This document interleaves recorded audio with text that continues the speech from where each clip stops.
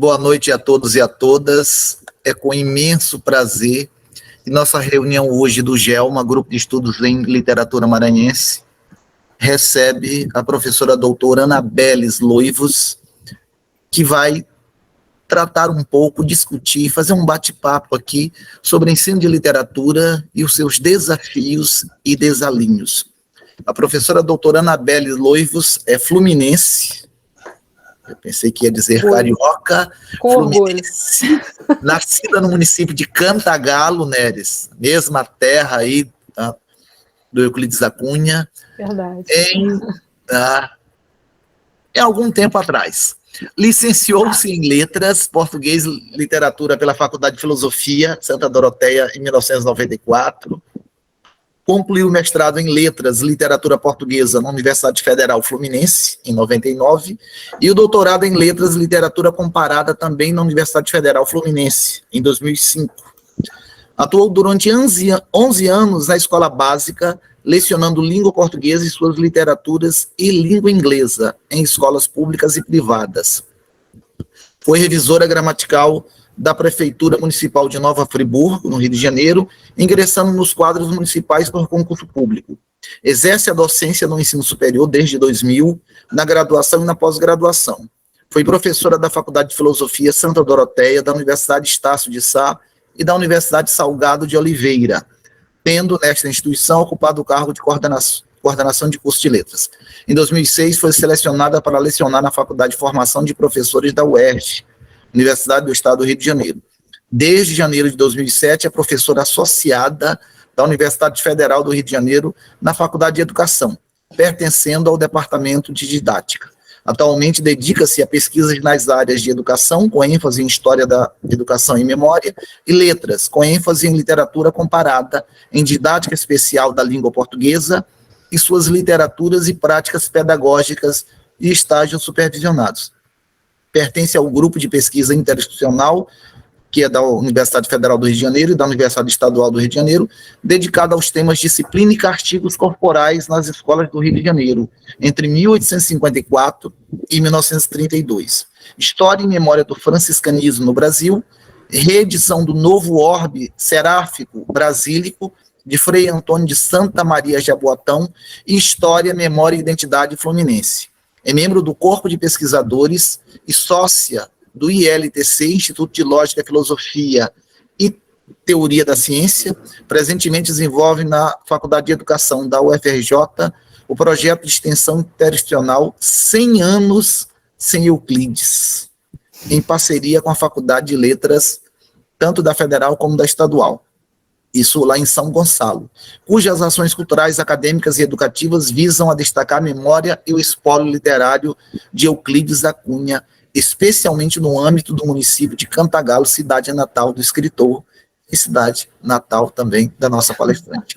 Além da coordenação do referido projeto, que conta com o apoio das pró-reitorias de extensão e de graduação da Federal do Rio de Janeiro, supervisionando as atividades do Cineclube da Cunha, contemplado através do edital público e tudo mais,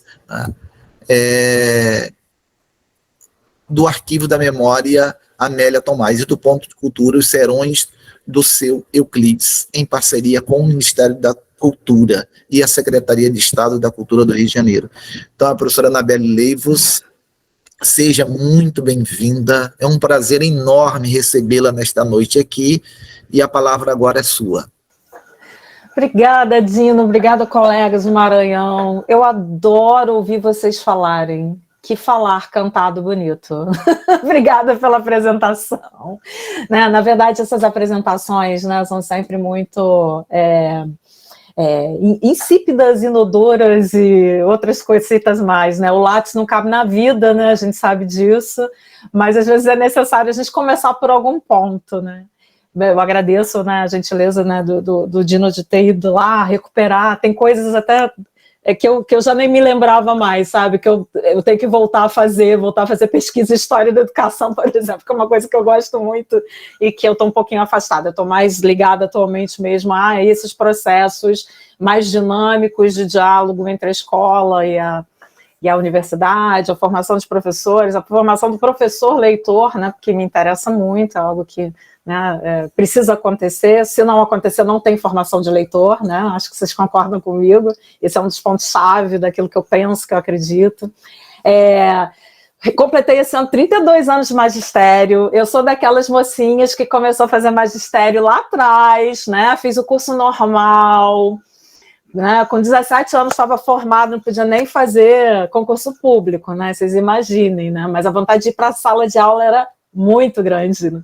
E eu fiquei na sala de aula da educação básica, né, ininterruptamente por 12 anos, se não me engano, e depois eu já comecei a fazer uma mescla, né, uma ponte com a educação de professores, com a formação de professores, onde eu estou há exatos 15 anos, né, na UFRJ, pelo menos, né, houve passagens por outras instituições, mas, né, pelo menos há 15 anos na UFRJ, formando gerações e gerações de professores, né, de português e literaturas, e é uma grande alegria. Costumo dizer para os meus alunos que a sala de aula é minha cachaça, embora eu seja totalmente abstêmia, é onde, né, eu bebo, e bebo muito, né, no sentido de se embebedar, né, para a vida, se embebedar, né, para uma perspectiva nova de formação docente, que é sempre muito bacana. Estar com os meninos e com as meninas na sala de aula, formando professores, é também um desafio, porque eles trazem, eles têm perfis totalmente diferenciados, eles trazem questões muito, né, diversas daquelas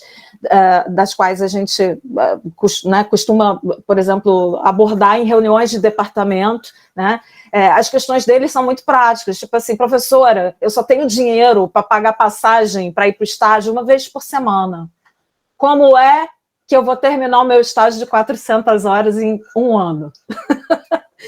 Percebem? Quer dizer, são questões muito pragmáticas e que a universidade está nem aí, né?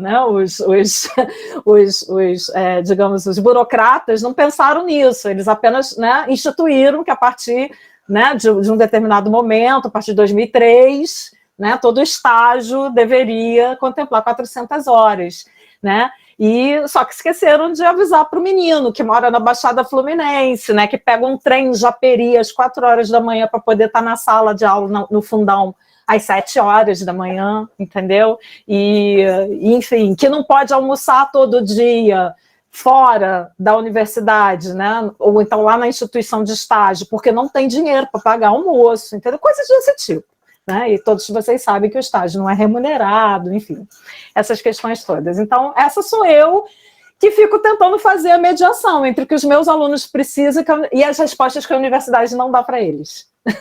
A universidade dá outras respostas, dá respostas de pesquisa, né, de processos, né, proposição de interação e metodologias inovadoras. Eu odeio essa palavra, inovadoras, porque isso vem do mercado, né?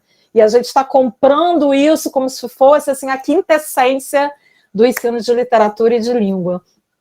E eu fico fazendo essa mediação. Eu propus a vocês começar com um texto poético, justamente porque é o que eu costumo fazer nas minhas primeiras aulas de didática especial de língua portuguesa e suas literaturas, com os meus alunos licenciandos, né? A universidade está cada vez mais preta, favelada, periférica, com alunos cotistas que precisam ficar lá e precisam se transformar em putas professores para uma escola pública, de fato, legitimamente, socialmente referenciada, democrática, em que caibam os filhos de todos os trabalhadores, do juiz ao gari, do gari à professora, da professora à secretária de educação, né? Uma escola laica, uma escola que, de fato, transforme a vida dessas pessoas, né? E as mantenha num caminho, né? Quer dizer, num percurso de construção de conhecimento. Então, né? Quer dizer, o compromisso da universidade é com isso, é formar professores para a escola pública, né? A gente até sabe que forma para outras escolas também, mas a escola pública é o norte, e a gente não pode esquecer disso. E a escola pública é para o filho do trabalhador. E a escola pública está sob ataque. A gente tem sofrido ataques, né, assédios morais de todas as formas. Vocês, né, acabaram de citar aqui no início da nossa conversa, né, as entranhas privatistas do Tarcísio, por exemplo, e a abolição dos livros didáticos. Esse é o mais novo ataque. A gente vem sendo atacada, pelo menos, se a gente for pegar, né, fazer um estudo, por exemplo, de recorte de jornal, tá, gente? Nos últimos 20, 30 anos, a iniciativa privada tem jogado pesado para desmoralizar a escola pública, desmoralizar os professores, de forma geral. Todo mundo entende de educação, todos pela educação, menos o professor. Ninguém vem perguntar a gente como é que a gente precisa fazer a roda girar, como é que isso tem que ser feito. Pois bem, estou, né, assim, começando com essa profusão de ideias, porque eu sempre leio para os meus alunos um texto que eu acho fenomenal, do Rubem Alves, que fala um pouco sobre essa força, né, ainda, né, entrincheirada da docência, e como é que a gente pode quebrar esses paradigmas e esses assédios e essas violências a que nós somos submetidos, né, cotidianamente, na sociedade em geral, dentro da própria escola, no entorno da escola, e até mesmo, né, nos espaços que deveriam nos acolher, como, por exemplo, o espaço universitário, né? Quantos professores de educação básica que tiveram essa acolhida na universidade? Essa é uma pergunta para a gente responder depois, na hora da nossa conversa, tá? E o texto do Rubem é um texto chamado Aprendo Porque Amo. É um texto que eu gosto muito. Não vou mostrá-lo para vocês, eu gostaria que vocês ouvissem a minha leitura. Eu acho que ele vai ter uma dicção mais potente se vocês ouvirem como eu leio. Então, apresento a vocês Aprendo Porque Amo. Recordo Adélia. Adélia Prado. Não quero faca nem queijo, quero é fome. Se eu tô com fome e gosto de queijo, eu como queijo. Mas e se eu não gostar de queijo? Aí eu procuro outra coisa de que goste. Banana, pão com manteiga, chocolate. Mas as coisas mudam de figura. Se a minha namorada for mineira, gostar de queijo, e for da opinião que gostar de queijo é uma questão de caráter. Aí, por amor à minha namorada, eu trato de aprender a gostar de queijo. Lembro-me do filme Assédio Sexual, não sei se conhecem. A história se passa numa cidade no norte da Itália ou da Suíça, algo assim. Um pianista vivia sozinho, numa casa imensa que ele havia recebido como herança. E aí ele nem conseguia cuidar sozinho da casa, né? Não tinha dinheiro para pagar uma faxineira. Então ele propôs uma troca. Ele ofereceu moradia para quem se dispusesse a fazer os serviços de limpeza. E aí, nesse meio tempo, se apresenta uma jovem negra, linda, recém-vinda de África, estudante de medicina. A jovem fazia medicina ocidental com a cabeça, mas o coração estava lá na música da sua terra, nos atabaques, no ritmo, na dança. Enquanto ela varria e limpava, sofria horrores ouvindo o pianista, que estava sempre tocando uma música horrível, ora Bach, ora Brahms, ora Debussy. Aconteceu que o pianista se apaixonou por ela. Mas ela não quis saber de namoro, ela achou que se tratava de assédio sexual e despachou o pianista, falando sobre o horror da música que ele tocava. O pobre pianista, humilhado, recolheu-se a sua desilusão, mas uma grande transformação aconteceu. Ele começou a frequentar os lugares onde se tocava música africana. Até que aquela música diferente entrou no corpo dele, deslizou para os seus dedos, e de repente, aquela jovem de vassoura na mão começou a ouvir uma música diferente, uma música que mexia com todo o seu corpo, todas as suas memórias. E foi assim que se iniciou uma história de amor atravessado. Ele, por causa do seu amor pela jovem, aprendendo a amar uma música de que ele nunca gostara. E a jovem, por causa do seu amor pela música africana, aprendendo a amar aquele pianista que ela não amava. Sabedoria da psicanálise, frequentemente a gente aprende a gostar de queijo através do amor pela namorada que gosta de queijo. Isso também me remete a uma inesquecível experiência infantil. Eu estava no primeiro ano do grupo escolar. A professora era a dona Clotilde. Ela fazia o seguinte com a gente: assentava-se numa cadeira bem no meio da sala, num lugar onde todos a vissem. Acho que era de propósito, por maldade mesmo. E aí desabotoava a blusa até o estômago. Enfiava a mão dentro dela e puxava para fora um seio lindo, liso, branco, aquele mamilo atrevido, e nós meninos ali de boca aberta. Mas isso não durava mais que 5 segundos, porque então ela logo pegava o nenenzinho e punha para mamar. E lá ficávamos nós, sentindo coisas estranhas que nós não entendíamos muito bem, né? O corpo às vezes sabe coisas que a cabeça não sabe. Terminada a aula, os meninos faziam então uma fila junto da dona Clotilde, pedindo para carregar a pasta dela. Quem recebia a pasta naquele dia era um feio, era invejado pelos outros. Como diz o velho ditado, quem não tem seio, carrega pasta. Mas tem mais. O pai da dona Clotilde era dono de um botequim, onde se vendia um docinho chamado mata-fome. Eu nunca gostei muito, mas sabe, eu ia lá, comprava um mata-fome, ia para casa comendo aquele doce bem devagarzinho. Praticamente se tratava de uma metonímia.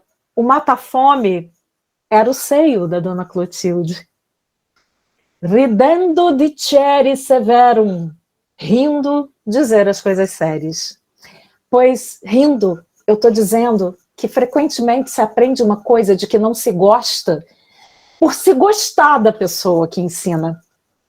E isso, que é uma lição da psicanálise e também da poesia, o amor faz a magia de ligar coisas separadas, até mesmo contraditórias. Pois, por exemplo, a gente não guarda e agrada uma coisa que pertenceu à pessoa amada, mas a coisa em si não é a pessoa amada. É, sim, dizem a poesia, a psicanálise e até a magia. A coisa ficou contagiada com a aura da pessoa amada. Minha avó guardava uns bichinhos que haviam pertencido a um filho que morrera muito cedo. Eu mesmo guardo um peso de papel de vidro que pertenceu ao meu pai. E os apaixonados que guardam uma peça de roupa da pessoa amada e a colocam sobre o travesseiro ao dormir, mesmo depois de ela ter morrido. É como se, através daquela coisa que não é a pessoa amada, fosse possível tocar e acariciar a pessoa amada que está ausente. Pois o mesmo mecanismo acontece na educação. Quando se admira um mestre, o coração dá ordens à inteligência para a gente aprender as coisas que o mestre sabe. Saber o que ele sabe passa a ser uma forma de estar com ele. Eu aprendo porque eu amo. Eu aprendo porque eu admiro. Sabendo o que ele sabe, eu carrego a pasta dele, como aquele mata-fome.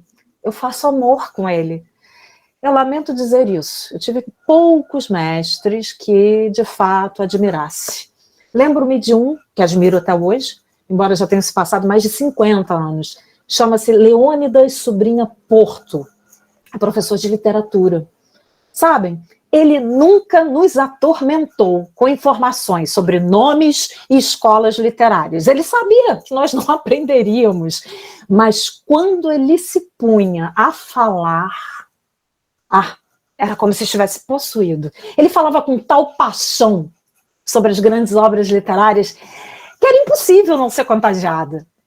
Eu o admirava porque nele brilhava a beleza da literatura. Aquele queijo de que eu não gostava muito, mas ele me fez amar a literatura.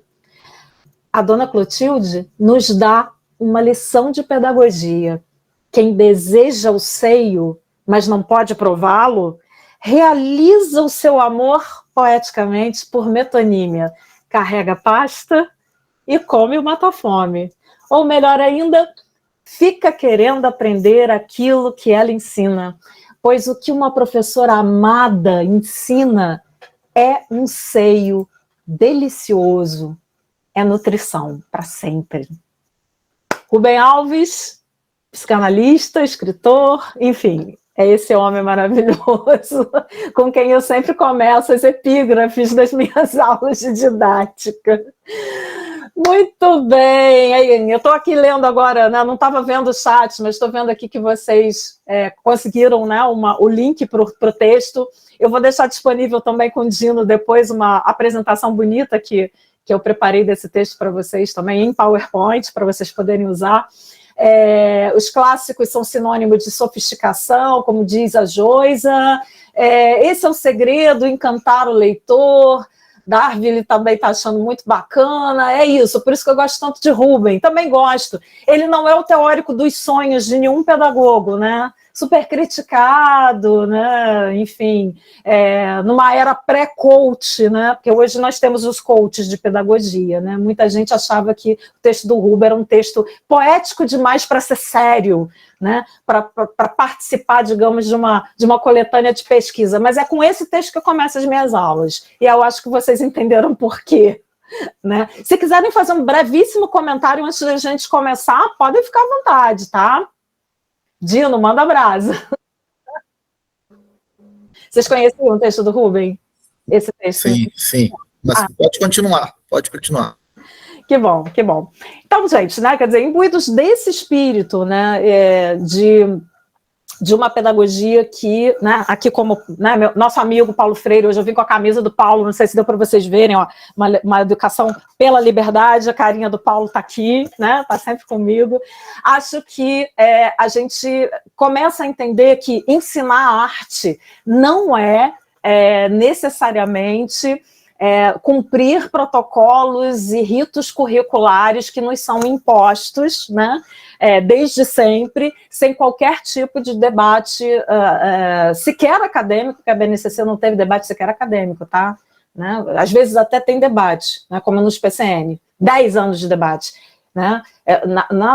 Com a BNCC, o debate acadêmico ficou restrito a 2 anos e meio, dentro de um nicho de notáveis que ninguém sabe quem são, né? As pessoas que assinam, né, as 3 versões da BNCC, né? Foram 3 versões, uma delas com mais de 500 páginas, para vocês terem ideia. E a gente não teve acesso a essa construção, né? Essa construção não foi democrática e continua sem ser, né? Por isso, a necessidade da revogação do ensino médio, do novo ensino médio também, quem sabe, da BNCC, no pacote de revogaços. Mas esse é um papo que a gente vai ter na hora da nossa discussão. A Ana Simalha está dizendo aqui, por exemplo, que ele me fez amar a literatura, deve estar se referindo ao Rubem, lembrou de tantas coisas, dos mestres que ela teve, né, dos mestres de literatura que fizeram com que ela se apaixonasse pela leitura. A Josi também, está dizendo aqui, também tem carinha, né, tem a camisa com a carinha do Paulo, mas é com esse espírito, sabe, que eu queria trazer algumas questões que são muito espinhosas, por isso eu pedi ao Dino, né, para mudar um pouquinho o título da minha fala. Ele tinha sugerido ensino de literatura, desafios e metas, né, Dino? Não foi isso? Aí a palavra meta já me levou para todos pela educação, né, Fundação FOR, Fundação Itaú, Unibanco. Eu falei, não quero isso não. Dino, muda metas por desalinhos. Vamos desalinhar essa coisa aí. Eu não quero meta, né? Já tem um monte de gente botando meta para gente. Vamos desalinhar. Vamos primeiro desalinhar o que tá antidemocraticamente construído para depois alinhar. Quem sabe? Pode ser que a gente leve mais 30 anos, tá? Para fazer esse alinhamento. Porque, né, muito do que foi construído antes foi destruído. Olha, a ponto de a Magda Soares ser considerada persona non grata dentro do Ministério da Educação, gente. Putz, grilo, eu queria soltar um palavrão, nem sei se posso porque tá gravando. Mas olha só, isso é um absurdo. Isso é um absurdo. né? Magda Soares, toda a contribuição que ela deu para, né, toda a teoria da alfabetização e do letramento, não só do letramento ipsis literis, mas também do letramento literário, que é um conceito com o qual a gente trabalha, né, cotidianamente nas escolas, né? O cara vai lá, acaba com, né, com um projeto de alfabetização, o PNAEC, né, que foi todo construído através de teorias sociolinguísticas testadas e aprovadas, né, durante 30, 40 anos dentro das próprias universidades e nas escolas, já tinha chegado com certo atraso nas escolas, e substitui por um negócio chamado Conta Pra Mim. Alfabetize seu filho aos 3 anos. Alfabetize em casa. Que é isso? Que isso tem alguma coisa muito doentia, né, nesse modelo, que é um modelo perverso, que transfere para os pais a tarefa de alfabetizar os filhos ainda em casa, né? Como se todos os pais tivessem um tablet, um computador à disposição, né? O cara não tem dinheiro para pagar a conta de luz, mas, né, certamente tem uma internet de 500 GB, né, para acompanhar as tarefinhas que são passadas lá pelo professor virtual do Conta Pra Mim. Isso daria uma outra conversa, hein, Dino? Conta Pra Mim, que é um programa de alfabetização totalmente, né, desfocado, que retorna a uma concepção de alfabetização que a gente teve, nós fomos alfabetizados lá na década de 70, tá? Com Babebi Bobu, né? A boca é boa, vovô viu a uva da Eva. Para mim, isso é uma frase pornográfica. Vovô viu a uva da Eva, é o único sentido que eu consigo entender dessa frase, né? Que vovozinho safado é esse, de ficar vendo a uva da Eva. Mas, enfim, é isso.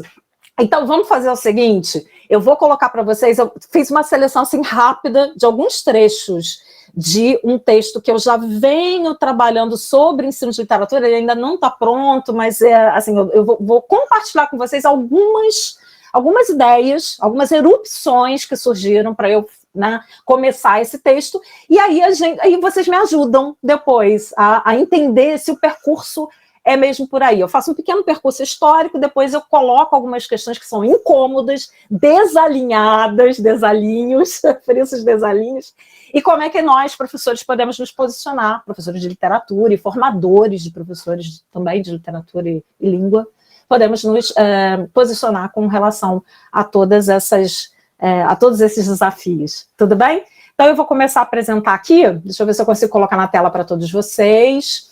Ensino de literatura, desafios e desalinhos. Creio que consiga. Vamos lá. Vocês estão vendo a tela? Será que eu consigo colocar essa tela para... sim, consigo. Ensino de literatura...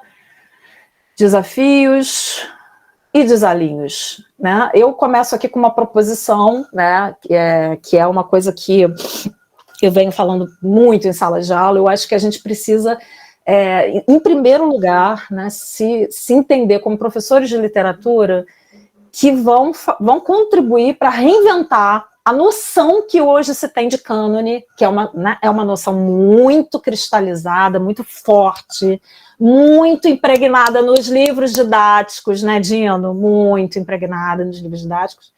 E é uma questão né, fundamental para a própria crítica textual, para a própria crítica literária, porque, de alguma maneira, a invenção do cânone ocidental organizou e fez com que nós teorizássemos o ensino. A ponto de a gente ter, né, hoje em dia, a gente pode falar que existe um cânone escolar. Concordam comigo? Cecília é canônica. Cecília Meirelles é canônica. Quer dizer, você não encontra um livro didático, ou um livro de língua portuguesa, ou então uma biblioteca escolar que não tenha pelo menos lá 1, 2, 3 edições de ou isto ou aquilo. Vejam, nada contra a Cecília, sou louca, apaixonada por essa mulher, um furacão. Mas, o que faz a gente, quer dizer, por que não pensar, né? O que faz com que uma autora do século XX, que teve toda a sua formação, inclusive pedagógica, porque Cecília também era professora, nas décadas de 20, 30, começa a escrever mais ou menos por ali, os primeiros poemas infantis em 35, 40, e continua escrevendo também para crianças até o final da sua vida, da sua carreira literária, na década de 60, como é que Cecília ainda é canônica? Percebem? Quer dizer, como que a escola conseguiu construir esse cânone que é usado 100 anos depois? A gente lê homens e mulheres, lê mais homens na escola de 100 anos atrás. Eu não estou querendo invalidar a contribuição que esses escritores deram à história da literatura, mas como é que a gente faz formação de professores, leitores, e formação de comunidades leitoras sem alguma entrada no momento já na literatura contemporânea, que pode e deve dialogar com a Cecília? Perceberam onde eu quero chegar? Tá tudo bem? Ok, então vamos lá. Vamos, né? Continuo aqui colocando algumas indagações. Com relação ao ensino e à prática docente, deixa eu ver aqui se eu consigo centralizar, conseguir. Eu acho que a discussão sobre o papel do cânone literário, né, que está aí, e essa necessidade de a gente reinventar esse cânone na prática escolar cotidiana, tem que envolver alunos, professores, formuladores de políticas públicas e de políticas de currículo, porque só assim a gente vai conseguir, né, entabular um processo de experienciar, de fato, a pulsão renovadora que tanto a ficção quanto a poesia podem trazer para uma sala de aula de língua e de literatura. Né? Por exemplo, essa simples escolha que eu fiz por começar essa nossa conversa com a leitura dramatizada de um texto do Rubem Alves, ela é uma escolha política. Né? E ela é uma escolha de uma experiência que é muito minha. Eu tenho essa relação, como leitora, eu tenho essa relação oral com o texto. Né? Eu preciso saborear o texto precisa vir aqui na minha língua. Se a minha língua disser o texto de forma bonita e potente, eu tenho certeza que os meus alunos também vão gostar. Sacaram? Essa é uma discussão que a gente precisa ter. A recuperação do texto como elocução, né? como dizer, né? Como um dizer. O corpo diz, o corpo fala. Né? O professor precisa trabalhar o próprio corpo para dar aula. Né? O professor que não transa bem o seu próprio corpo, sua própria voz, vai ser professor de literatura como? Vai ler como? Vai sentar lá atrás da mesa e vai abrir o livro na página 127. Vamos ler silenciosamente o texto do Rubem. Não teria... Né, digamos, o apelo que teve sendo lido da forma que eu li, tá? Né, compartilhando com vocês, olhando nos olhos de vocês, acho que isso é muito importante. Uma outra reflexão, tá aí no meio da página, é a reflexão sobre o processo histórico, que faz a conformação entre as várias concepções, né, de docência que a gente tem, né, estão aí em pauta, né, desde aquele docente, né, que se pauta por uma noção mais tradicional do ensino, até aquele que, né, se desobriga de toda e qualquer, né, influência curricular e transforma a sua sala de aula, né, numa área livre, de livre pensamento e de livre produção de texto também.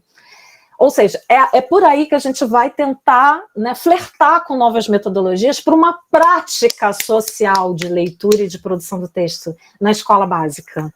Né? Não tem outra saída. Né? Língua é prática social, literatura também é prática social, leitura e escrita, por sua vez também, né, serão práticas sociais e a gente não pode fugir, né, desse imperativo. E aí, sim, quer dizer, quando a gente transforma a sala de aula nessa arena de livre pensamento, né, de pensamento compartilhado, aí é possível a gente trabalhar pela fixação de comunidades leitoras, né, ou de leitores na escola, né, apesar de todo o formalismo, cânone, uma biblioteca talvez desaparelhada, etc. Por quê? Porque os atores do processo de dar vida e legitimidade à circulação de saberes e de livros, né, que são professores, alunos, formuladores de políticas públicas, eles estão ali juntos para reinventar o sentido, né, o significado da própria leitura literária.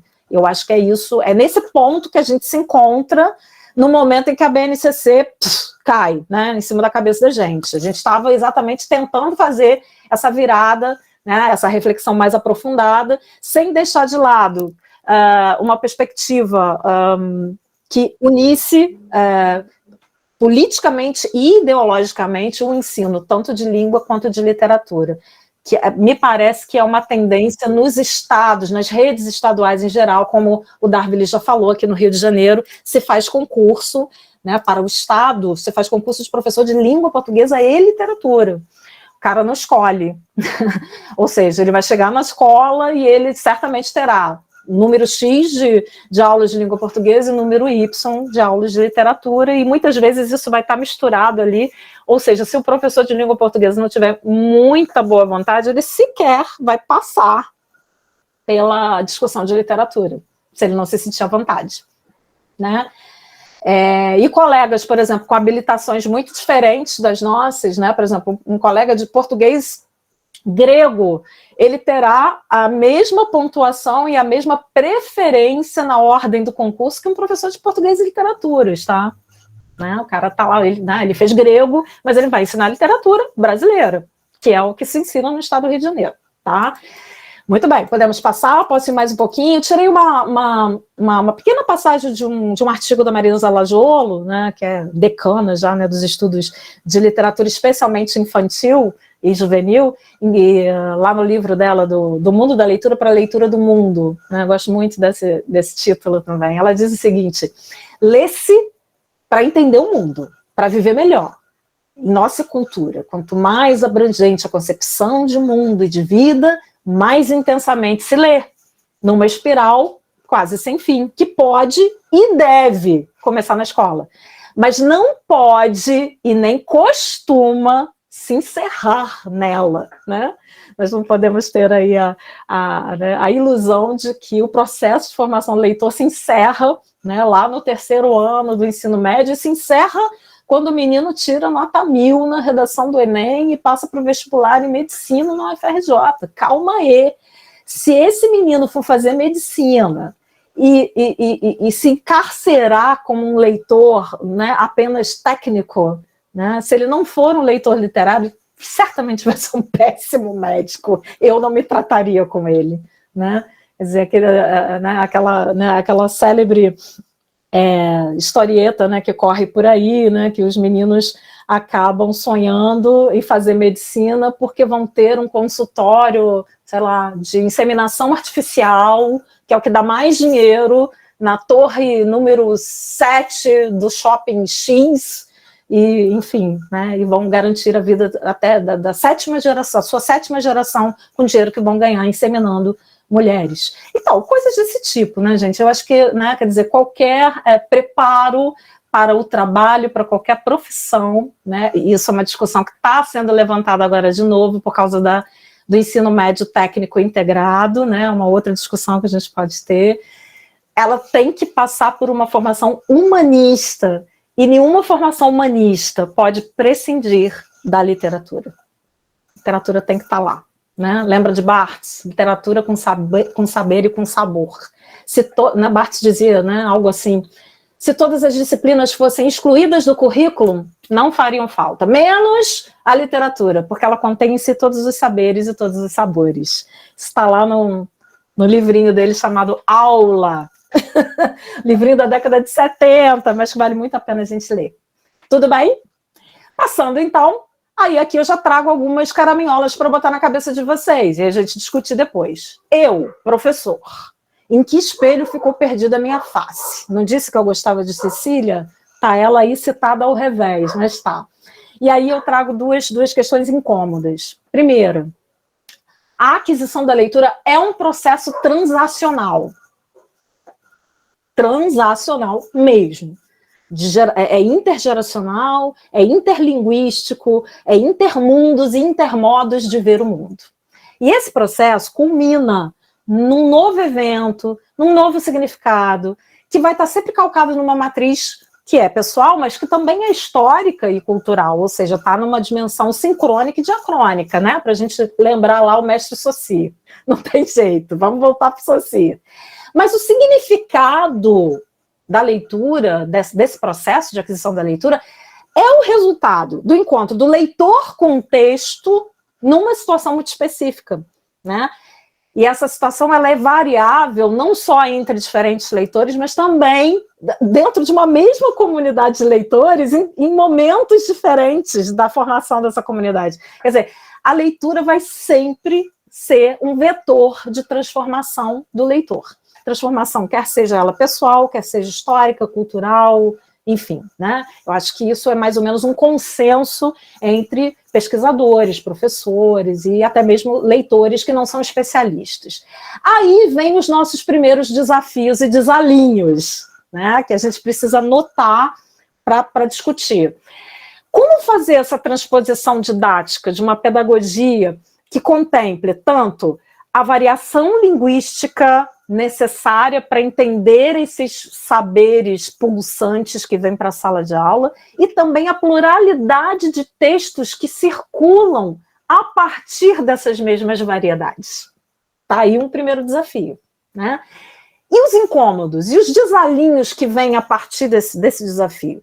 Vem o incômodo, por exemplo, com o conceito clássico de literatura, né? Aquele conceito canônico que a gente, né, tá todo momento tentando transgredir.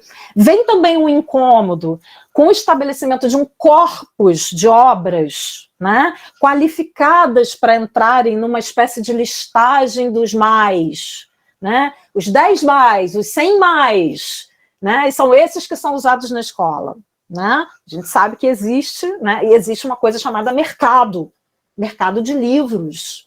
Não, é que a gente não pode simplesmente fingir que não existe. Vocês sabem quem é o maior comprador de livro de literatura infanto-juvenil do Brasil, né, gente? É o governo federal, por causa dos programas, né, nacionais, tanto dos livros didáticos quanto dos livros literários. Então, quer dizer, não vem com essa de Paulo Coelho vende igual água, ai, que vergonha do meu país, que tem como maior vendedor de livros Paulo Coelho. Não é Paulo Coelho o maior vendedor de livros do Brasil. Os maiores vendedores de livros do Brasil, alguns deles estão até mortos já, são os escritores de literatura infantil e juvenil, porque o governo não compra 2 ou 3 exemplares, ele compra 10 milhões de exemplares, 20 milhões de exemplares para distribuir pelas bibliotecas e escolas do Brasil inteiro. Então estão lá nessa lista Cecília, Ana Maria Machado, Bartolomeu Campos de Queiroz, né, essa galera toda. Paulo Coelho fica lá com os seus 2 milhões de livros, ó, 10% do que essa turma aí de gente boa vende, né? E vende para o governo, né? Vende para o mercado, né? O mercado editorial é muito forte nesse sentido. E o quarto incômodo que eu coloco ali para a gente pensar é um incômodo com a percepção de que a formação do leitor acaba se esvaindo um pouco à medida em que a escola pensa que está complexificando suas leituras, mas na verdade está preparando o menino, sabe para quê? Para ir lá no Google, entrar num site como, outro dia o meu aluno me falou, que é um site chamado Zé Moleza, tá? Zé Moleza, olha o nome do site. E pegar o resumo do livro para poder fazer a prova no dia seguinte. E se dá bem na prova do livro. Porque com resumo você se dá bem, cara. Você vai ler para quê? Vai ver o filme. Ver o filme, vai ler para quê? Se tem o filme. Percebem? Então, quer dizer, são situações incômodas que a gente precisa, né, repensar aí em termos de ensino, né, e de recepção da obra literária. E aí eu também, né, traria para vocês algumas questões sobre ensino de literatura como espaço de resistência política, né? A gente não pode esquecer que somos professores, somos docentes e fazemos nossas opções políticas, né?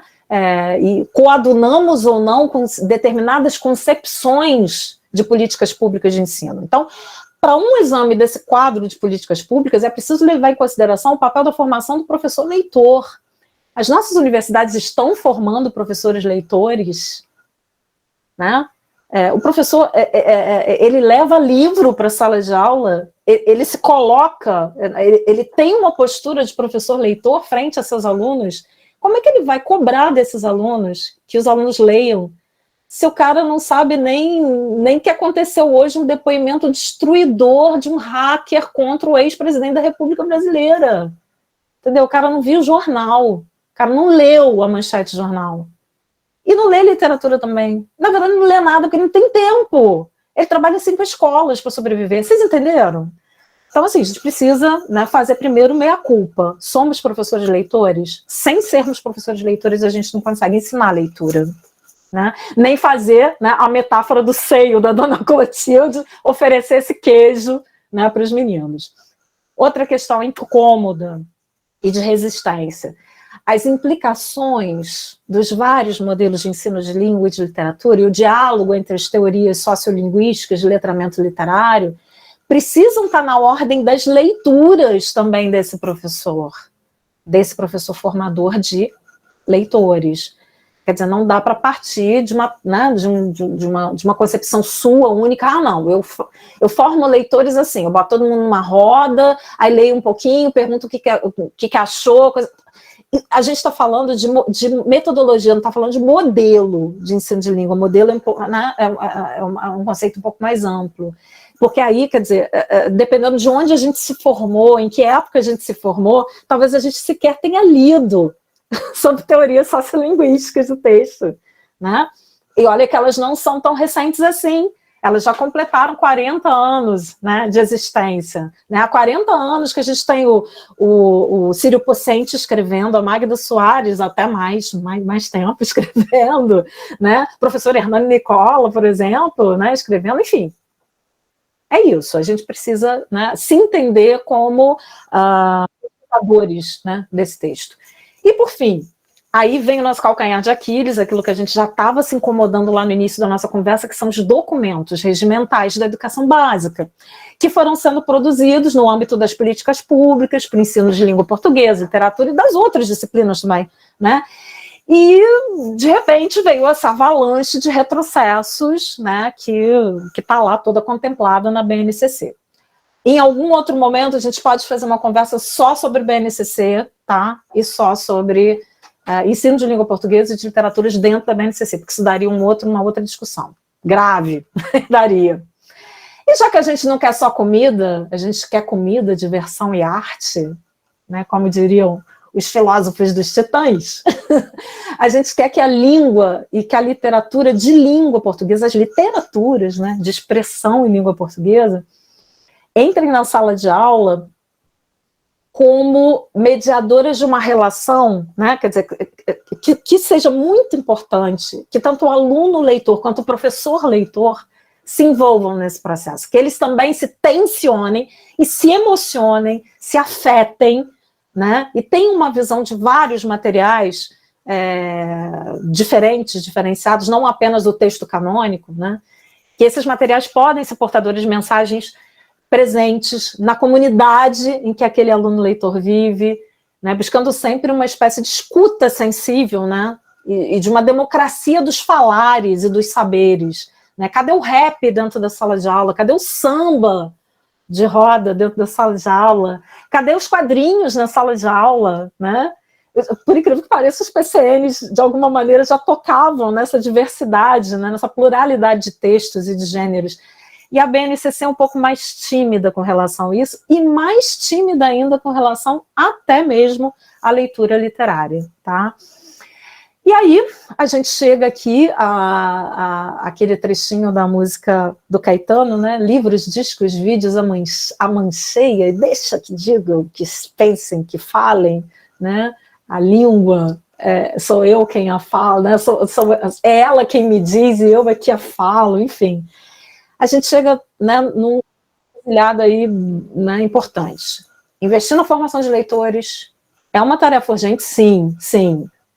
Agora, investir na formação do professor de leituração, né, e aí eu uso um termo meu, né, é um termo que eu estou cunhando, eu estou buscando um significado mais epistemológico, mais teórico para ele, mas é investir nesse professor de leituração. É muito mais urgente.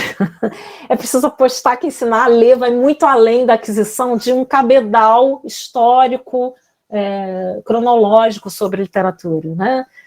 Eu costumo brincar com os meus alunos, quer dizer, aquela aula que a gente tinha, né, lá no nosso ensino médio, Hoje nós vamos conhecer Memórias Póstumas, Brás Cubas, Machado de Assis, que inicia o realismo no Brasil em 1889. Machado escreveu esse livro, usava uma cueca azul e penteava o cabelo para o lado esquerdo. Gente, isso não é ensino de literatura.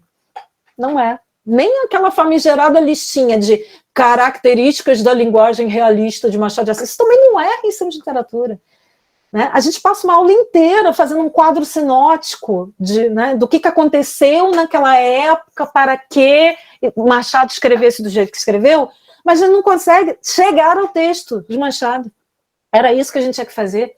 A gente tinha que trazer a Marcela, que amou o Brás Cubas durante 11 meses e 3 contos de réis. É isso que a gente tem que falar na sala de aula. Né? Pois bem, então se a gente intuir que a verdadeira docência de literatura contempla a formação de sujeitos capazes de olhar reflexivamente a realidade à volta, né, pelo viés do texto literário, aí sim, nós, professores, é que vamos ser os responsáveis por essa virada, né, cultural da escola e pela reinvenção do cânone. Né, e a gente vai estar fazendo isso por uma opção livre, por crença na beleza da literatura, pela nossa paixão pelo ensino, a paixão pelo seio de Dona Clotilde, pelo queijo, pelo matar-fome. Acho que é mais ou menos por aí, né? E aí, como é que a gente faz a quebra desse paradigma funcionalista do ensino de língua e de suas literaturas? Né? São questões sempre muito espinhosas, né? Estão sempre relacionadas com a escola, ou, por exemplo, por que crianças que são provenientes de classes menos favorecidas são sistematicamente reprovadas na disciplina da sua própria língua materna, e a gente acha isso normal. Não, falou errado, escreveu errado, é 0. O que é falar errado e escrever errado? Caramba, a gente já discutiu isso há 30 anos dentro da universidade, ainda tem gente que faz esse tipo de pergunta. Pois bem, nesse sentido aí, eu me aproximo um pouco mais da forma de organização estrutural que a sociolinguística nos apresenta, até mesmo para a crítica de literatura. Tá? Por quê? Porque a sociolinguística veio para desnudar essas dificuldades de pensar a língua e a literatura como componentes curriculares, né? E trazem, né, de certa forma, as formulações da sociolinguística trazem retratos de uma sociedade que é perversa, que é excludente, que sistematiza os saberes a partir da experiência das classes privilegiadas sempre, né? E esquece que a língua é viva, é dinâmica e está aí, né? Tá subindo a laje, está na novela das 7, né? Vai na fé, né? Tá no rap, enfim, né? Tá nas produções artístico-culturais que estão fora do eixo clássico, e é isso que a gente precisa pensar juntos. E aí eu recordo um pouquinho nesse slide que eu estou apresentando agora sobre, né, o reinado dos PCNs lá atrás, né, desde de 1999 até 2002, pelo menos, né, foi uma construção, né, bastante, né, discutida e alardeada, né, no país inteiro. E lá, né, e aí eu retomo aquela conversa que a gente teve no início, que apesar das críticas que os PCNs recebiam lá, eles definiam, sim, com muita clareza, a importância da contextualização, da intertextualidade, da produção e da recepção de textos literários, coisa que a BNCC não faz. Dispersa tudo, tá? No PCN está melhor contextualizado do que na BNCC. E ainda que nós soubéssemos que, de forma geral, os textos literários figuravam como pretextos para alguns contorcionismos de atividades gramaticais, né? Ainda tinha um pouco disso, mas ele estava lá, ele estava presente, ele tinha um espaço. E era um espaço privilegiado na composição da grade curricular. Hoje a gente não tem, né? Foi o que o Darwin falou, não tem espaço. O espaço quem tem que criar é o professor de língua, se ele quiser, se ele tiver tempo à vontade, e se ele for professor leitor, né? Ou seja, textos muito diversos e não menos complexos do que o literário, nas várias veias, nas teias discursivas, passaram a ter entrado nas discussões sobre língua e literatura numa aproximação com as leituras de mundo trazidas por esses estudantes das periferias, dos bairros, né, e o seu mundo particular, né, seu infinito particular, como diria Marisa Monte, veio para dentro da sala de aula e a gente teve que aprender a lidar com isso.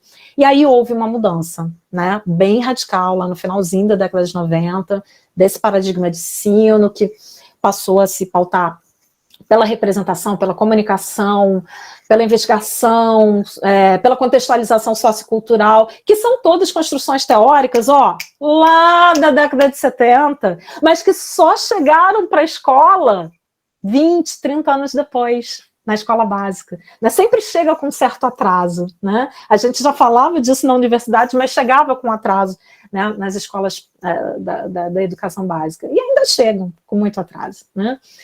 E aí a gente vai, né, deglutindo as fissuras da BNCC dessa forma. O que a gente tem hoje? Né? Qual é o quadro? O quadro não é muito alvissareiro, não, tá? Essa sanha reformista do MEC até que trouxe algumas coisas positivas, como, por exemplo, apontou para a gente para uma consciência de que mudanças do ensino não podem ser impostas, nem através das famosas consultas públicas a quem vai praticá-las, né? Ou seja, né, os professores de educação básica tinham que ser os primeiros convidados a modificar a estrutura curricular no Brasil, e não os professores universitários, certo? Essa é uma opinião minha, não sou unanimidade, mas eu acho que é por aí.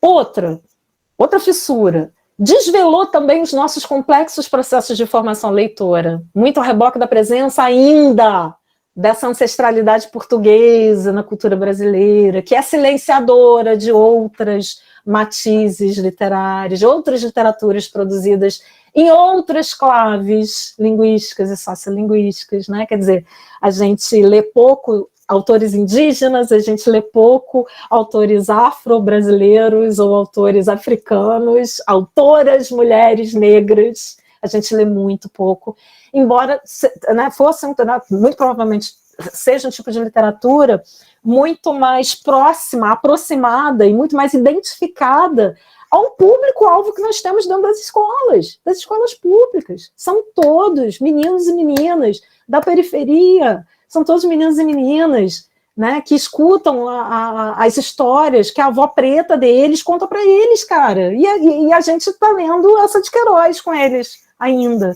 porque está lá imposto, né, no currículo, é um negócio meio complicado. Né? E aí o professor de literatura, né, nós aqui, fomos todos instados, né, a retecer nas entrelinhas desse documento da BNCC formas de agir pedagogicamente para a garantia dessa dimensão multicultural, polifônica e libertária que toda e qualquer manifestação literária e artística tem que ter, né? E a escola não pode ficar de fora disso, né? Ou seja, a gente vai comendo pelas beiradas, a gente vai fazendo da nossa sala de aula um espaço de resistência, a gente vai não obedecendo a tudo aquilo que nos impingem e vai colocando no lugar outras formas de dialogar com esses meninos e com essas meninas. Afinal, não sei se vocês conhecem, mas é um livro muito gostoso, do final da década de 80, do Daniel Pennac, que é um livro chamado... Caramba, eu tô com a... Eu vou me lembrar. Como romance? Um romance, isso, obrigada, querido. Em que o Pennac diz o seguinte, eu sempre leio isso como uma espécie de decálogo mesmo, sabe aquela coisa de ter isso aqui na minha mesa, para eu me lembrar antes de cada aula de literatura? O leitor tem direitos que são imprescritíveis. Direitos como? Primeiro, ele tem direito de não ler. Sim, de não ler, simplesmente não querer ler. Naquele momento, naquela hora, porque não está preparado para isso. Ele tem o direito de pular páginas. Ele tem o direito de não terminar um livro. Que visão canônica é essa de que a gente tem que ler um livro do início ao fim para fazer a fichinha lá, para o professor ficar feliz? Que é isso? Ele tem o direito de reler quando ele quiser, da forma que ele quiser, sob o viés que ele precisar. Ele tem o direito de ler qualquer coisa, não apenas literatura. Né? A minha filha lê mangá, cara. Ela está numa fase assim, mangazeira, né? Decidiu que o que ela quer para a vida dela é ser roteirista de cinema e ela vai fazer ilustração de mangá para cinema. É isso, com 13 anos. essa é a filha leitora que eu tô tendo que lidar em casa. Não é necessariamente o texto literário, né? Como é que é a Casa de Ferreira, Espeto de Pau, né? Mas está lá, está lendo. O leitor tem direito ao bovarismo, essa vagabundagem deliciosa que é folhear aqui, ali, o texto que você quiser, retirar um livro que está ali na tua estante há muito tempo guardado, né, botar ele lá para dormir junto com você na cabeceira, e ler por prazer, né, por deglutição. Tem o direito de ler em qualquer lugar, no ônibus, na escola, na faculdade, no trabalho, na cama, né, na sala, na reunião de condomínio. Sim, tem o direito de ler uma frase aqui, outra ali, né? Essa leitura mais dispersa, que é uma leitura, né, que vocês que são professores de educação básica sabem disso, é uma leitura muito típica dos jovens leitores que foram formados aqui, ó, nessa tela. Né? Eles leem por hiperlinks, né? Eles não leem, né, canonicamente como a gente lia, né? Página 1, página 2, não. Né? Eles clicam aqui, que negócio de bovarismo é esse? Vou clicar aqui, Madame Bovary, é uma personagem de Flaubert. Quem é Flaubert? Tá, literatura francesa. Eles vão lendo assim, em entretrechos, hiperlinks. Os leitores têm o direito de ler também em voz alta, e esse é o direito que eu me dou na minha sala de aula. Se eu leio um texto em voz alta e ele me diz alguma coisa, com certeza ele vai dizer para o meu aluno também. E o leitor tem principalmente o direito de calar-se frente a uma leitura.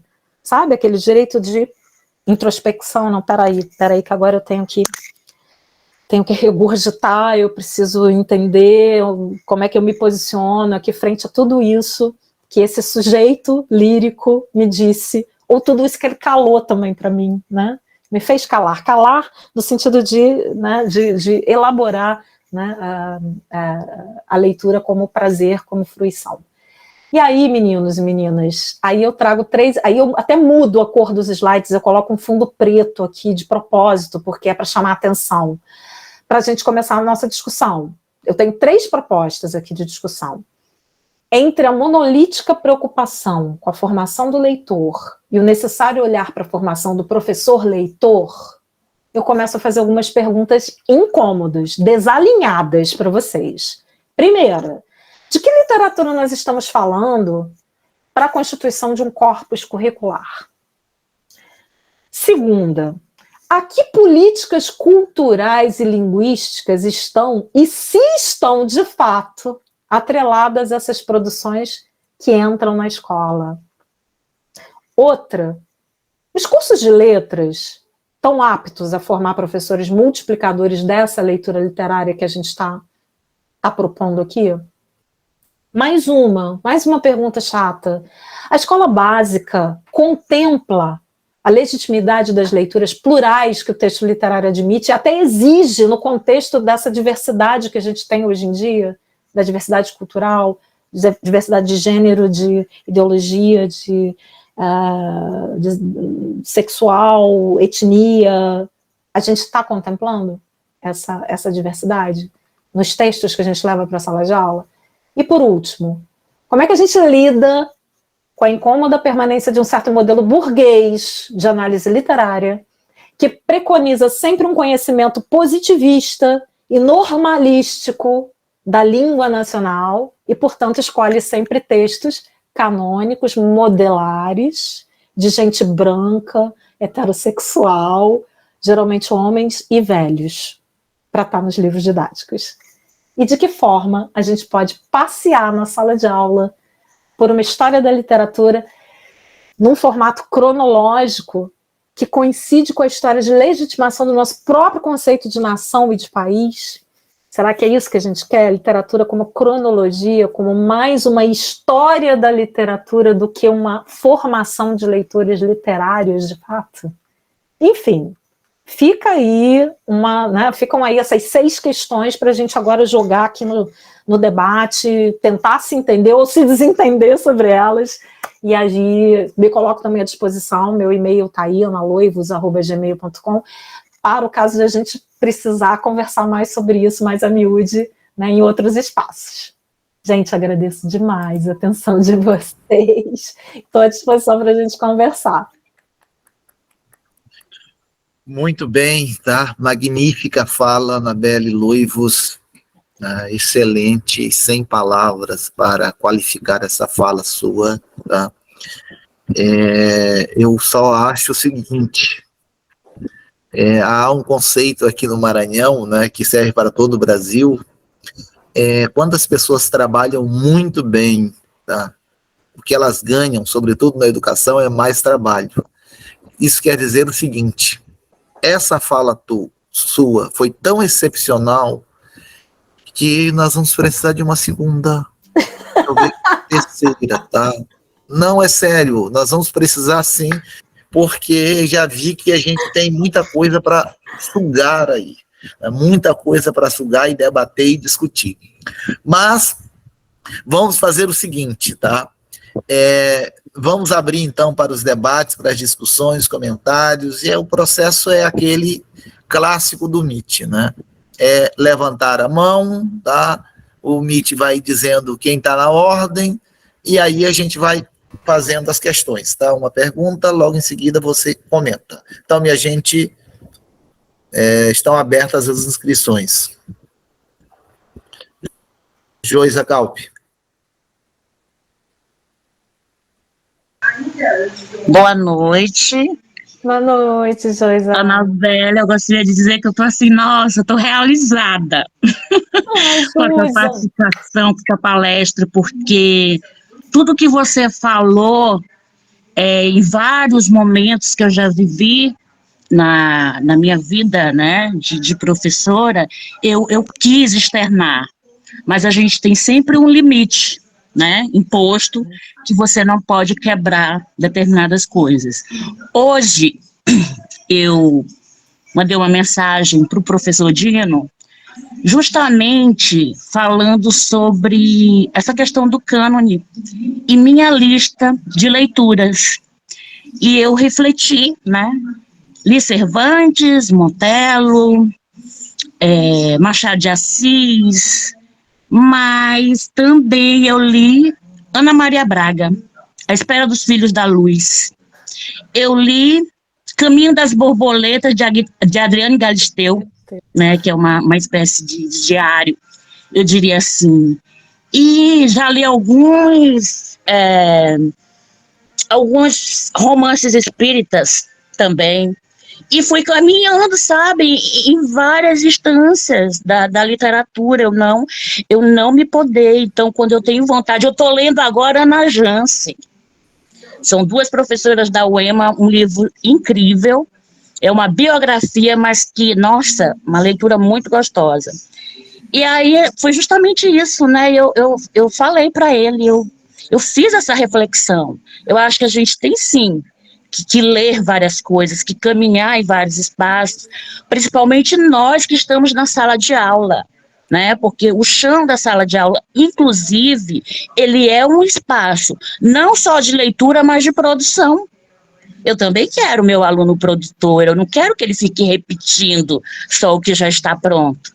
Eu quero que ele crie, né? Eu quero que ele tenha a habilidade da criatividade, da competência de criar. Então, está tudo dentro, né, dessa perspectiva, desse contexto de uma educação realmente libertadora, uma educação autêntica, vamos dizer assim. Algumas vezes, eu me livro do livro didático, sim. Eu sou pedagoga, tá? Eu não sou das letras, eu ensino de 1º ao 5º ano, mas eu tenho uma visão de pesquisadora dentro de mim que sempre me inquieta. Meu próximo trabalho que eu vou fazer com meus alunos do 4º ano é leitura de texto de memória. E eu vou apresentar para eles, porque é algo que vai ser mais atraente e mais próximo deles. Eu vou apresentar para eles alguns textos de memória, vamos trabalhar, vamos ler, vamos discutir, vou desafiar a produzir e vou levar uma escritora maranhense, uma amiga minha, que tem um livro de memórias para conversar com eles, sabe? Para eles terem o contato com o escritor e ver que é uma realidade próxima, que não é nada, né, além, impossível de acontecer. E é isso, eu quero dizer que eu estou muito feliz, estou me sentindo representada hoje nessa sua palestra e eu só tenho a agradecer. Muito obrigada. Dino, queremos mais sim, Anabelle. Dino arranjou um problema, hein? Um bom problema. Joisa, que coisa bonita, Joisa. Eu tenho um carinho muito especial pela galera da pedagogia. Tô aqui, tem um amigo meu aqui da UFRJ, que é o Erivelto. O Erivelto também sabe disso, né? A gente tenta aproximar o curso de letras do curso de pedagogia em algumas disciplinas que são, digamos, afins, né? Então, eu e Erivelto, por exemplo, já demos uma disciplina chamada Literatura Infantil e Juvenil, com viés antirracista. Nós, dois branquelos, né, Erivelto? Que desafio! Mas a gente fez questão de dar esse lugar de fala tanto para a turma de pedagogia quanto para a turma de letras. E, assim, os alunos, né, negros e afrodescendentes da turma, das duas turmas, que se apoderaram do currículo, eles fizeram. Não foi a gente ia atrás, a gente ia embalando as leituras, ia construindo com eles, né? Erivelto é especialista em literaturas africanas, então trouxe muita coisa bacana para dentro da sala de aula, né, da especialização dele. Então, enfim, né, o Erivelto fez um trabalho lindo, gente. Lançou uma antologia com as obras, com os contos escritos por eles nas aulas, né, os livros infantis escritos. Então, assim, é possível quebrar o cânone, sim, né, Joisa? Dá para quebrar. Né? Eu não sou de letras, sou da pedagogia, às vezes eu fico, né, me sentindo um pouco frágil para falar em certas questões que são questões muito próprias, né, da expertise de quem é da letras. Bobagem, Joisa. Você é professora de educação básica e você sabe do que teu aluno precisa. Você sabe que você precisa botar ele, né, botar essas crianças ali numa roda de memória, como que você vai fazer, ancestral, chamar uma escritora de verdade, porque eles acham que todo escritor já morreu. Escritor existe, gente? É uma figura ou é um alienígena? Leva essa moça, essa senhora, não sei, essa mais velha, para dentro da roda, deixa ela contar história para esse pessoal, é isso. Né? A gente primeiro vai treinando os ouvidos, né? Até porque toda a literatura surgiu assim, né? Se a gente vai se reportar ao Homero, né, e a Ilíada, né, a literatura nasceu para ser ouvida e falada, depois é que ela foi virar registro escrito, aí a coisa fica um pouco complicada, né, Gutenberg, a imprensa, e aí só quem tem acesso ao letramento pode ler, né? Aí a gente perdeu muito. Vamos recuperar a potência do oral, e vocês da pedagogia tem um prato cheio, né? Porque trabalhar a oralidade até o 5º ano é uma delícia. Eu sinceramente, como eu me aposentar, eu quero voltar, não para dar aula na universidade, eu quero voltar a dar aula para a galerinha de 1º até o 5º ano, que são os melhores de todos, da gente dar aula. Muito bom. Parabéns, Joisa, pelo seu, né, sua vontade de transformar a tua sala de aula. Isso independe da tua formação especificamente, né? E você sabe que você se forma todos os dias, né? Está se formando aqui agora. Muito bem. Que bom. Davi. Que bom. Gente, o Erivelto colocou ali no chat, para quem quiser conhecer, o link do Drive com os livros de literatura infantil e juvenil com viés antirracista, tá? Erivelto é um amor. Eu já Obrigada. baixei aqui para devorar depois, tá, dessa reunião. Isso. Muito bom. Davi. Oi, professora Darvilha aqui, olha, vamos falar, olha, primeiro que eu estou muito feliz em finalmente te conhecer, e olha que eu sou do Rio de Janeiro, né? Pois é. Sou daqui, moro aqui, sou também fluminense como você, que eu não sou do Rio capital, sou de Nova Iguaçu. Opa! Então somos fluminenses, mas moro no Rio há décadas, já há muitos anos, mas nasci em Nova Iguaçu e fui criado em Nova Iguaçu, então somos fluminenses também. Somos fluminenses. Eu sou fluminense duplamente, tá? Manto tricolor aqui também, ó. Olha, que é de Cantagalo, aquela cidade maravilhosa que eu conheço, eu já fui a Cantagalo. Ai, que bom, Davi. Vamos tomar café lá na Letras, aí a gente leva o Erivelto para tomar café. Eu conheço o Erivelto, nós fizemos um curso juntos com a professora, não sei se foi com a Ângela Beatriz ou com a Cinda Gonda. Nós fizemos, na época eu estava fazendo mestrado, e ele mestrado também, algo assim, que antes de fazer história eu fiz letras. Professora, vamos falar sobre formação. Sim. Eu fiz letras lá na UFRJ colegial em 2010, eu acho que foi 2010, 2009, não lembro. Uhum. Eu lembro que na época acontece o seguinte, eu fiz português e francês. E só para fazer uma retificação aqui, na maior parte das universidades federais do Brasil, se eu não me engano, 80% eu já vi esse dado, não existe licenciatura português e literaturas. É português que já inclui literatura. Não é? Tanto é que em algumas universidades nos diplomas está escrito português, literatura e inglês, em outras não sai nada, só está escrito português. A literatura já está ali, né, embutida. E eu lembro que nas disciplinas que eu fiz de literatura, não se falava em ensino, não se falava em escola, não se falava em leitura, não se falava em nada, simplesmente assim, a gente estudava a teoria que o professor gostava, a teoria que o teórico que a professora ou o professor gostava, a gente precisava encaixar aquela teoria dentro de uma obra e fazer uma prova escrita imersa, agradando ao professor. Eu vou ser sincero, eu quase nunca fiz uma prova que eu quis. Então, tinha que usar aquela teoria, os textos que ele passou e fazer uma análise da obra que ele gostasse, agradando ele ou ela. Não se falava em educação, em ensino, em escola, não se falava em nada. Isso era para educação.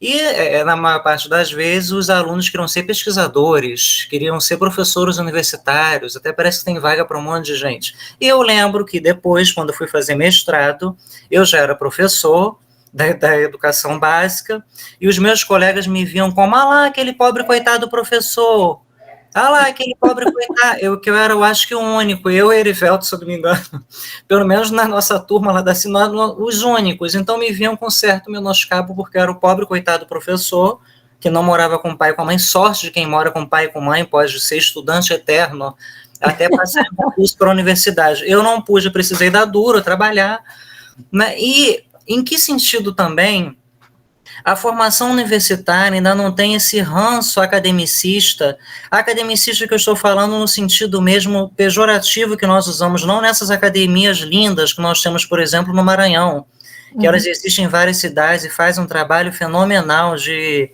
leitura, de lançamento, faz um trabalho maravilhoso. Estou falando academia nesse sentido pejorativo, não nesse sentido lindo que eu acho que, como, por exemplo, o Maranhão faz. E, por falar em cânone, eu lembro que o meu projeto para o mestrado, eu decidi falar sobre Júlia Lopes de Almeida. Eu fui aprovado no mestrado, a Nery estava na banca, aliás, e ela deve lembrar muito disso, eu não vejo a Nery há anos, aliás, e eu senti, em relação a outros membros da banca que não a Nélia, que ela sempre foi ótima, né? Um certo menosprezo, porque eu falava, vem cá, Júlia Lopes de Almeida, ela não é reconhecida porque a sociedade era patriarcal ou porque ela escrevia mal mesmo?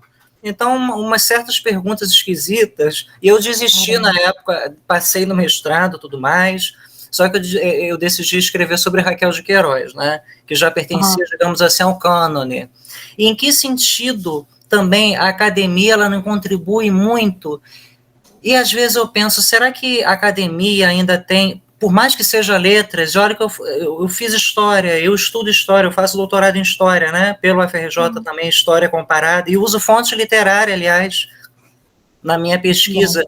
Em que sentido a letras, as ciências humanas ainda tem esse ranço elitista que, sinceramente, professor, desculpa minha fala longa, me deixa extremamente cansado e exausto, e faz com que a literatura vire algo impensável para os nossos alunos, e que é aquilo exatamente o que a senhora reproduziu, coisas de gente morta, coisas de gente muito idosa, coisas de gente que não existe, é muito difícil para mim, todos os meus alunos acham que não falam português, que não sabem falar primeiro que aqui a gente fala português brasileiro, eu não sou professor de português europeu, eu falo me escuta, eu sou professor de português brasileiro, não posso dar aula em Portugal, nem eles aqui, aliás, né?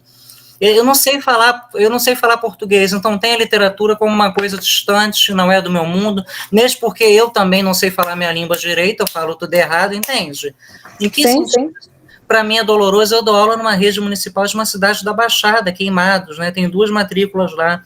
Em que sentido isso não é doloroso, desgastante? E para encerrar, queria que a senhora também comentasse o papel das salas de leitura nas escolas públicas, porque eu já passei por muitas redes, professora, a senhora sabe como é que no Rio, a gente faz concurso para uma rede que paga mais, a gente exonera, vai para outra, e eu fui assim também. E geralmente, sala de leitura, a gente coloca aquela professora que não aguenta mais dar aula, aquele professor que não quer mais estar em sala de aula, a sala de leitura fica fechada, e é um espaço para colocar alunos de castigo. É verdade. Vai parar de fazer escândalo.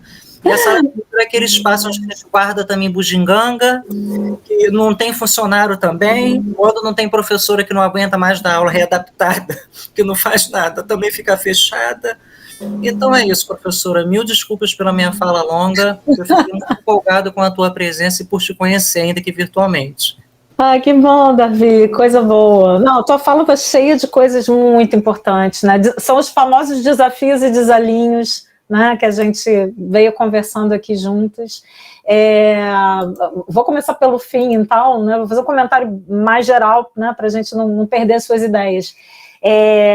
Salas de leitura, elas também são políticas públicas, né? Elas, né, geralmente são formadas a partir de um determinado acervo que vai, né, pode ser dividido entre a própria biblioteca. Tem escolas que têm bibliotecas escolares, outras não, embora isso já seja uma lei desde 2004. Toda escola pública já deveria ter uma biblioteca e um bibliotecário à sua disposição, no Brasil inteiro. E a gente sabe que, né, a letra da lei às vezes é morta no Brasil, infelizmente. Então, o que os sistemas de ensino fizeram foi improvisar uma sala de leitura, que não é uma biblioteca, não tem catalogação, não tem projeto, né? Não tem bibliotecário trabalhando junto com o professor. E aí, realmente, acontecem nessas coisas esquisitas. Olha, não tem onde alocar fulana surtou na sala de aula, não aguenta mais aluno, bota na sala de leitura, né? Porque não vão botar fulana na cozinha, entendeu? Fazendo comida, porque isso seria um demérito para a professora. Eu acho que ela seria mais útil, de repente, né, com outro talento gastronômico do que fazendo mediação de leitura, né?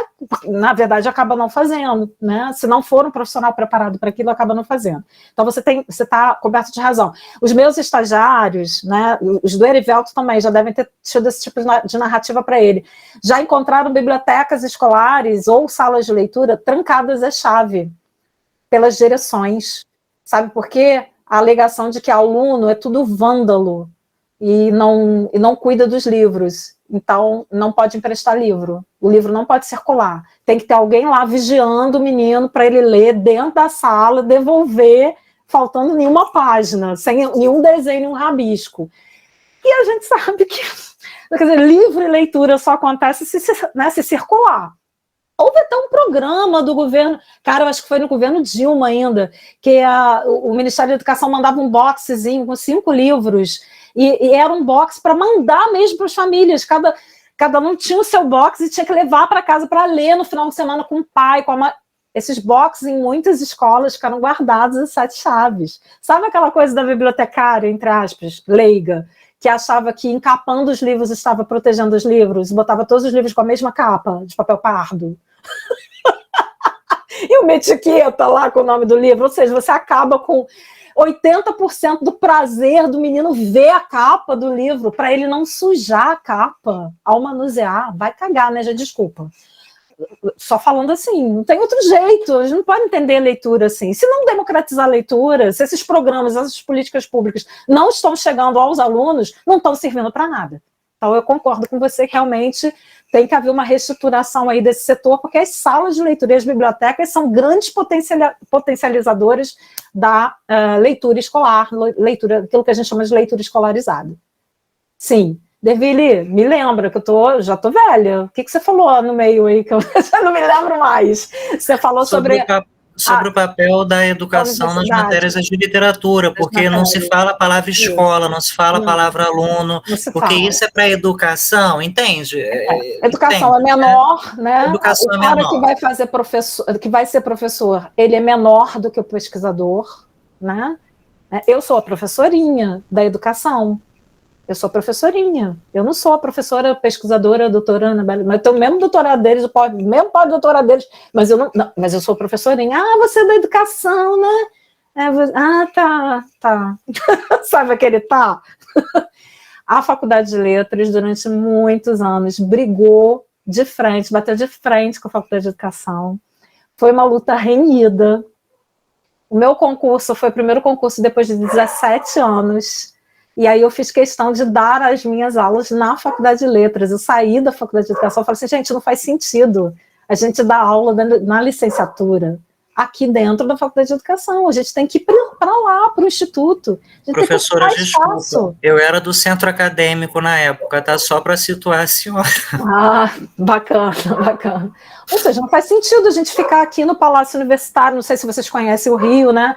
A UFRJ, ela tem um campus gigante, que é o principal, que é o Fundão, a gente chama de Fundão, onde está a Faculdade de Letras, mas nós que cuidamos das licenciaturas somos ligados à Faculdade de Educação, que fica na Zona Sul, né, ali de frente para a URCA, para o Cristo Redentor, né, que a gente chama de Palácio Universitário, e a gente dá aula em container lá, tá, gente? Que a gente não pode dar mais aula no Palácio Universitário, porque está literalmente caindo nas nossas cabeças, entendeu? Patrimônio público, histórico, né, foi o Hospício Pedro II, onde ficou internado como alcoólatra Lima Barreto, né? E tá lá, caindo aos pedaços. A gente não dá mais aula lá, não tem condições de dar aula, né? Prédio histórico vindo abaixo, né? Como toda a história da educação pública no Brasil. E aí, quando eu cheguei na universidade, 15 anos atrás, eu falei assim, porra, cara, eu não vou ficar aqui não, eu vou para letras. Mas como? Gente, sou eu que tenho que me locomover até os alunos, não são os alunos que têm que sair lá do fundão e virem para a Praia Vermelha para fazer disciplina comigo. E esse movimento de ir para o fundão começou, assim, ir para lá e ocupar um espaço, também deu uma certa abertura para a gente começar a dialogar com os departamentos. Não, o primeiro diálogo que eu tive foi exatamente com o Departamento de Literatura Brasileira, com a Amélia. Né? A Nélia, né, pensava assim, gente, eu preciso falar sobre ensino com os meus alunos, mas não tem espaço no currículo. Anabelle, faz isso para mim, vamos fazer uma tarde, um seminário sobre educação, ensino e literatura. Vamos. Foi assim que a gente começou, devagarzinho, juntando os alunos dela com os meus alunos, a galera que estava só na pesquisa e a galera que estava já fazendo a licenciatura. Hoje, a gente tem um trânsito e tem uma identificação e uma entrada muito maior, mas é uma luta política, tá? Por espaço. Uma luta política. Às vezes nem sala de aula a gente tem no fundão para dar aula. Me colocaram esse semestre numa sala que não tem data show, cara. Eu já reclamei pra caramba. Uma sala que tem aquelas cadeiras fixas, que a gente não pode mexer de lugar, não pode fazer uma roda de leitura. Já xinguei a 17ª geração da Minerva. Minerva é o símbolo da UFRJ, tá, gente? E já pedi, me muda daqui. Eu não posso dar aula, não posso formar professor sem fazer uma roda, cara. Né? Sem um data show para mostrar os recursos tecnológicos que a gente tem. Pode me tirar daqui. Vamos ver se eles vão me atender. Eu brigo pra caramba, Erivelto sabe. Enfim, né? Às vezes a gente dá aula teórica até um determinado horário e fica mais 2 horas, 3 horas depois fazendo atendimento de questões de estágio, carimbo de papel para poder encaminhar um menino para a escola, etc. e tal. Nada disso a Faculdade de Letras faz. Por quê? Porque é tributário de um modelo, aquele famoso modelo 3+1, que todos nós fizemos nas nossas universidades, quando a gente se formou. Primeiro se fazia o bacharelado, lembram? 3 anos de bacharelado. E aí no 4º ano da faculdade se fazia a licenciatura. Hoje a gente já tem um entendimento de que quem opta pela licenciatura tem que ter uma base epistemológica e uma discussão sobre o ensino desde o primeiro período. Não dá para ficar esperando a prática de ensino lá no último, não. Como é, né? Como era antigamente. Então, quer dizer, a gente tem procurado fazer essas coisas mais integradas. Mas, infelizmente, sim, nós temos colegas que menosprezam o trabalho do pedagogo, sim. Acham que o pedagogo, né, é uma figura que deveria ter ficado lá, né, icônica na Grécia, né, os peripatéticos, enfim, e que eles, né, falam sobre sala de aula, mas nunca pisaram numa sala de aula. Agora, cá entre nós, quantos dos nossos professores universitários, os que a gente teve, falavam sobre ensino, mas realmente davam aula no ensino básico? Pouquíssimos, pouquíssimos, pouquíssimos. Eu costumo dizer para os meus alunos que foi fundamental eu ter passado por todas as etapas. Eu fiz o curso normal, fiz o curso de formação de professores normal no ensino médio. Eu só não alfabetizei, eu não tive coragem, mas todas as outras experiências, do segundo ano em diante, segundo ano ao quinto, do sexto ao nono, todas as 3 séries do ensino médio, eu tive minha passagem nesses quase 15 anos que eu tive na escola básica. Isso faz uma diferença gigante. Erivelto é professor de educação básica ainda hoje e está formando professor. Isso faz diferença, né? Verdade. No concurso que o Erivelto entrou, uma das prioridades era essa, né? Estava lá, descrito na vaga, experiência na educação básica. Porque se a gente não tiver essa experiência na educação básica, a gente vai teorizar sobre o ensino e vai acabar menorizando o ensino na sala de aula. Agora tem muito caminho para fazer ainda, tá? Verdade. Anabelle, vamos só passar, porque o tempo está avançando muito rápido. É Isani, que levantou a mão ainda há pouco. Obrigado, Darville. Obrigado, Darville. Vamos continuar conversando, tá? Isani ainda está presente? Olá, sou eu. Tudo Boa bem? noite. Tudo bem, professora? Estou encantada aqui com tudo que a senhora falou. E eu me identifiquei muito, sou professora de literatura e língua, e a parte de gramática, e eu vejo muita dificuldade, principalmente no ensino médio, de se trabalhar a literatura. E justamente porque os alunos, quando a gente pega aluno, por exemplo, do segundo ano, né, do ensino médio, terceiro ano, eles vêm com uma bagagem muito, muito restrita no tocante à literatura, porque os próprios professores, eles se limitam a trabalhar a literatura, porque eles se prendem mais a essa parte gramatical. Então, aí começa essa problemática toda em relação a essa questão do ensino da literatura na escola. E eu adorei a sua fala, quando disse que a humanização, né, do ser humano está relacionada à literatura.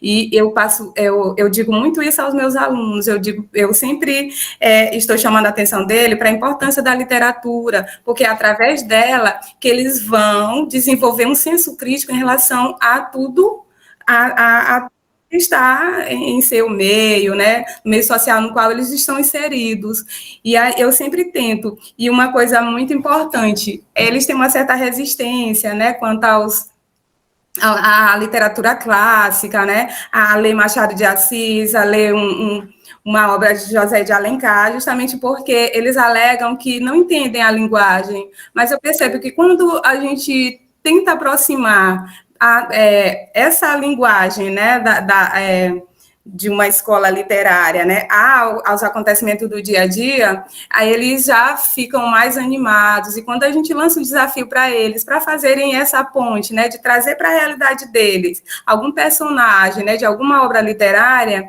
e eles conseguem se envolver.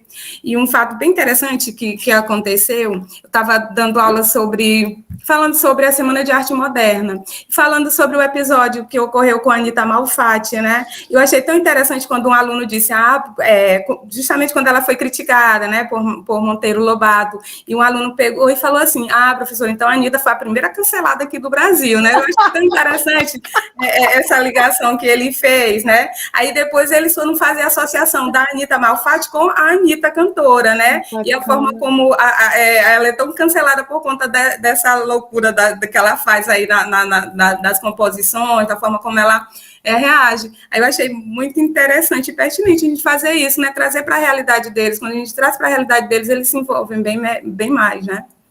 Maravilha, Zani. Esse seu aluno é um gênio, cara. Muito bacana. Aí me lembrou a primeira pergunta do Derville, também tem tudo a ver com o que você falou. A Júlia Lopes de Almeida também foi a primeira cancelada da Academia Brasileira de Letras. Vocês sabem a historinha, né, da Júlia, né, Derville? Por que ela não entra na academia? Sim. Botaram o marido dela, né? Como uma senhora casada com Filinto de Almeida, que era um poeta português, o desgraçado ainda era português. Chamavam eles de imortal consorte. o Imortal Consorte, porque, na verdade, né, a Júlia já tinha uma produção que circulava muito mais que a dele, mas, assim, como prêmio de consolação, botaram ele na academia, né, gente? Bigodinho lá, bonitinho. Enfim, essas canceladas, as mulheres canceladas, né? Anitta, Júlia, e olha que são duas mulheres brancas. Se a gente vem um pouco mais para cá, para o século XX, a gente tem, por exemplo, o cancelamento da Carolina Maria de Jesus, né, que durante muito tempo circulou em várias redações de jornais, no Rio e em São Paulo, tentando, de alguma forma, tornar, né, os seus escritos, os seus diários de Bitita, né, publicáveis. E aí ela é descoberta, entre aspas, muito entre aspas, né, porque isso foi uma forçação de barra danada, por um jornalista, né, que a edita, faz a primeira edição do Quarto Despejo, né, da Carolina, o Audálio, né, Audálio Matos, se não me engano, Audálio Dantas, isso, Audálio Dantas, faz lá na década de 60, e depois ela cai no ostracismo de novo, cai no esquecimento, e ela só está sendo retomada agora, com essa vibe do mundo da representatividade, né, no mercado editorial, enfim. Então, assim, tem que ter uma percepção muito fina dessas coisas, né? Carolina é retomada com toda justeza, mas não apenas porque escreveu literatura e foi cancelada lá atrás, né? Tem toda uma tentativa de reinserção, né, da escrita da mulher negra no cânone agora, né, numa espécie de cânone paralelo ao cânone oficial, mas também é uma estratégia de mercado editorial. Não sejam ingênuos. Anabelle, fala aí, Piano. Gostei do aluno da Isani Gardênia. Maravilha. Essa discussão é riquíssima, né, porque a gente vai ouvindo alguma coisa e vai se lembrando de outras, né? Ela falou da Anita Malfatti, você se lembrou aí da Júlia Lopes de Almeida, né? Aqui no Maranhão nós tivemos 3 mulheres negras, escritoras, que também foram canceladas. A primeira, Maria Firmina dos Reis, que quase 100 anos depois, ou mais de 100 anos depois do romance dela, Úrsula, é que ela foi realmente colocada aqui o Maranhão, né? Ele tem um ar de que a literatura é pungente, maior do que o do Brasil, tal. Então, aqui nós temos uma praça que é o panteão, né, dos maranhenses. Aliás, o Maranhão, Anabelle, no século XIX, pensando que a Grécia tinha um panteão, que a Paris tinha um panteão, Roma tinha um panteão, e por que São Luís não poderia ter um panteão também? Então, aqui se fez um panteão, mas literário, tá? Um livro para colocar todos os maranhenses ilustres, mas já falecidos, tá? Porque eu acho que naquela concepção, literatura tinha que ser de autores já falecidos. Tá? E aí não entra um camarada que estava vivo. E esse camarada que estava vivo, tá, que é o Frederico José Correia, que tem o Neres adora, né? Esse autor, ele disse, não, eu não posso ser cancelado. Resolveu fazer um livro, não um texto, um livro para criticar esse panteão maranhense que lançava ao Olimpo os deuses da literatura e outros nomes também. Depois nós tivemos a Mariana Luz, Laura Rosa, Humberto de Campos também foi apagado, está sendo resgatado agora. Então, eu acho que é uma boa discussão, Isani Gardênia, você discutir essas questões todas, né? Porque nós, professores, também fazemos esse apagamento, esse esquecimentos todos, que é uma pergunta que, depois do João Nilson, tá? Depois do João Nilson, eu queria que você respondesse, né? Que é o seguinte, o que fazer? O que nós podemos fazer quanto professor, não na frente dos alunos, mas na sala dos professores, bate no peito, e eu acho que com orgulho, sei lá, talvez seja orgulho, eu não sei. Eu não suporto ler. Eu odeio esse negócio de leitura, e é professor de literatura. Tá? Então é um problema sério que nós estamos cancelando, Isani, tá? Mas vamos passar aí ao João Nilson, tá? Que é também um grande mestre aqui também. Oi, João Nilson. Boa noite a todos. Boa noite. Professor Dino, Eu queria só deixar uma mensagem aqui para a professora Anabelle, da forma como eu mais gosto, pode ser? Uma explanação brilhante e de fato esclarecedora, ministrada neste grupo fascinante por uma excelente professora, dinâmica e impressionante, com uma percepção libertadora, enfatizando o ensino de literatura com seus desafios e desalinhos, expondo e deglutindo fissuras, indicando novos caminhos, motivando a formação de leitores, a reinvenção do cânone e novos conceitos, empolgando alguns bons escritores com uma palestra de muito respeito. Um aprendizado que foi marcante numa noite repleta de empolgação. Professora Anabelle Loivos é uma gigante, a quem externamos sincera gratidão. Muito obrigado. Caramba, Janilson, que coisa linda, obrigada. Meu Deus, que surpresa. Minhas deusas, obrigada. Janilson, você é professor de educação básica também? Como é que é? Poeta, além de poeta? Aprendi isso. Coisa boa, aprendi sempre. Adorei. Acho que, sei lá, eu acho que é isso que a gente leva, né, da docência, né? Veja, isso aqui é uma sala de aula virtual. Nós estamos a quilômetros de distância. Vocês no Maranhão, coisa linda. Eu aqui em Niterói, tá? Que é a região metropolitana do Rio de Janeiro, né? Acabando de beber aqui uma aguinha fluidificada com Euclides, meu parceiro de sempre.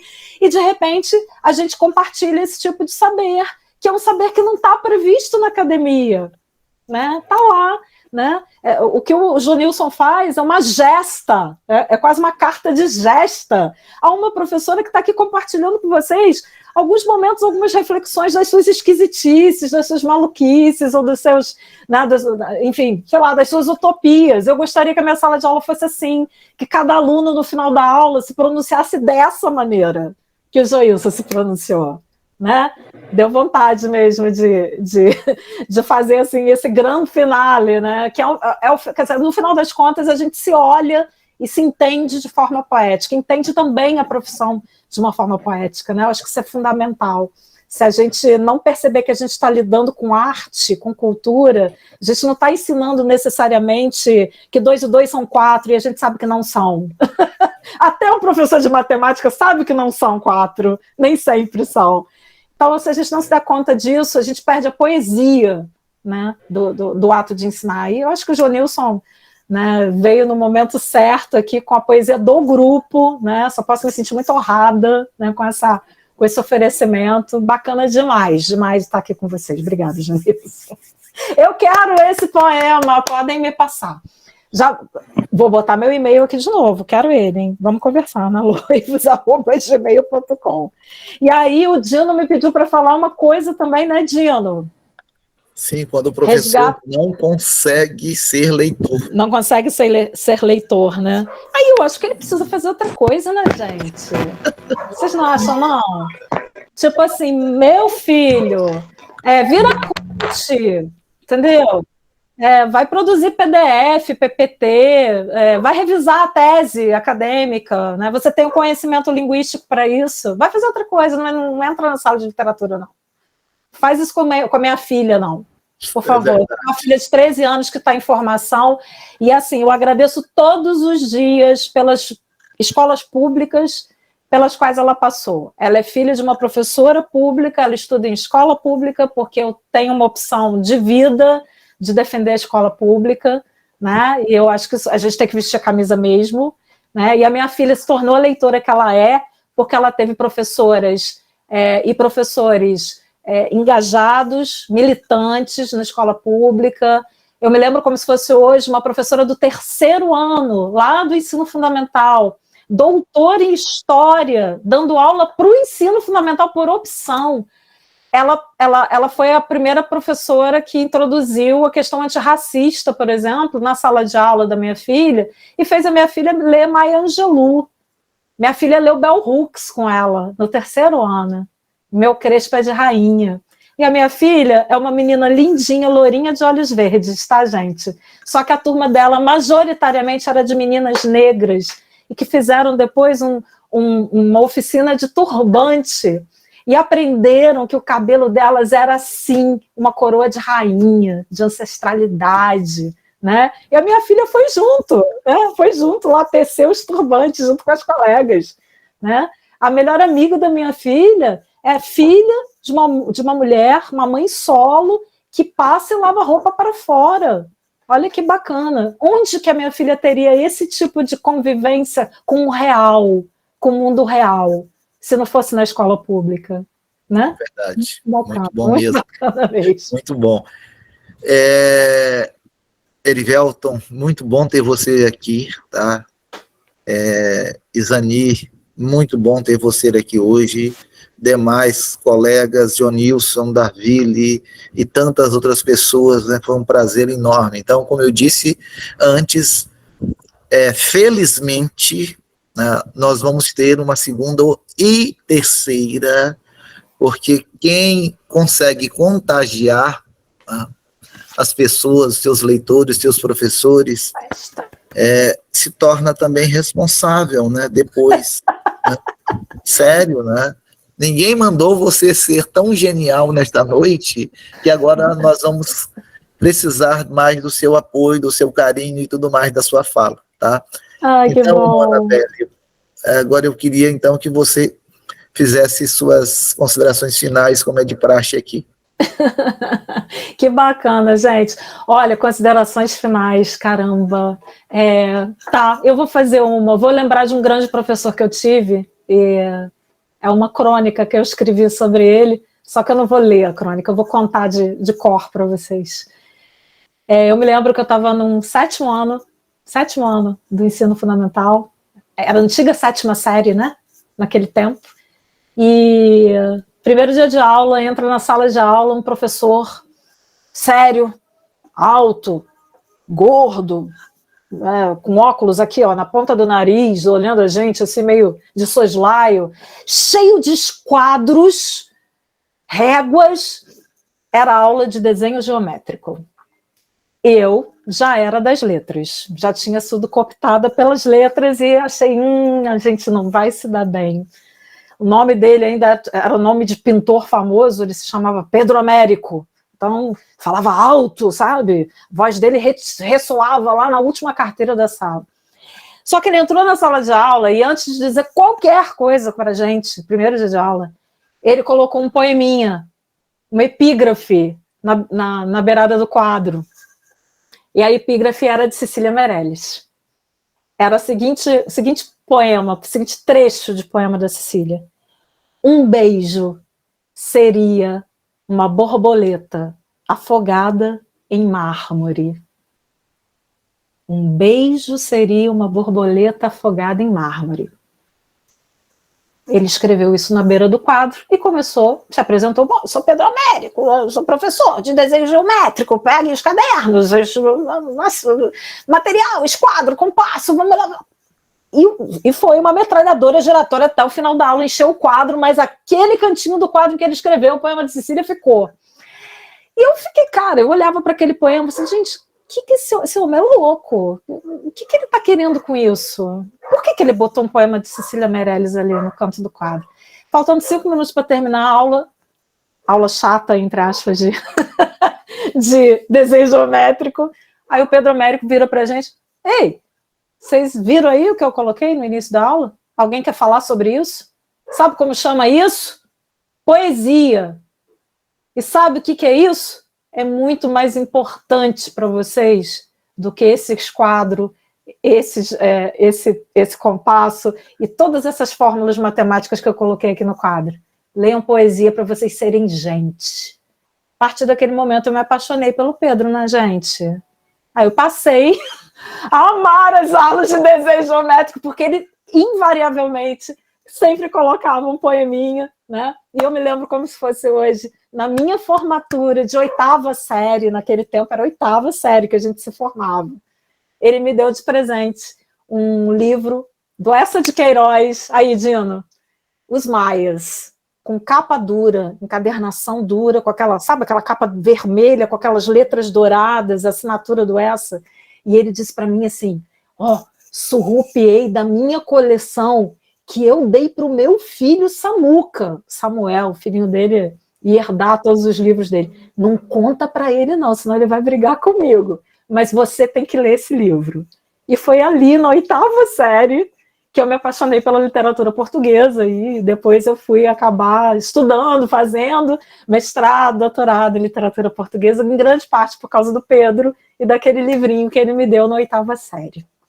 São essas coisas que marcam, são essas experiências de docência e são essas metáforas, né, de um ensino mais humanizante, mais democrático, mais aberto, mais livre, de livre pensamento, que a gente precisa voltar a sonhar. A gente precisa voltar a sonhar.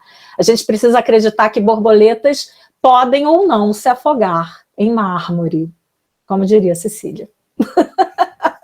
Maravilha. Beijo, gente. Maravilha. Muito bom. Muito obrigado mesmo pelas palavras encantadoras. A gente só tem a agradecer e já, né, contar com você numa segunda fala para a gente tratar, quem sabe, dessa coisa mais voltada para o livro didático, né, que é um tema que vai render muito, muito mesmo, tá? Então, muito obrigado. A gente sai daqui com uma visão diferente, né, de que a gente imaginava, né? Essa ideia do Erivelton de construir, né, essa antologia, que ideia brilhante, né? Então, eu estou encantado, tá? Encantado mesmo, tá?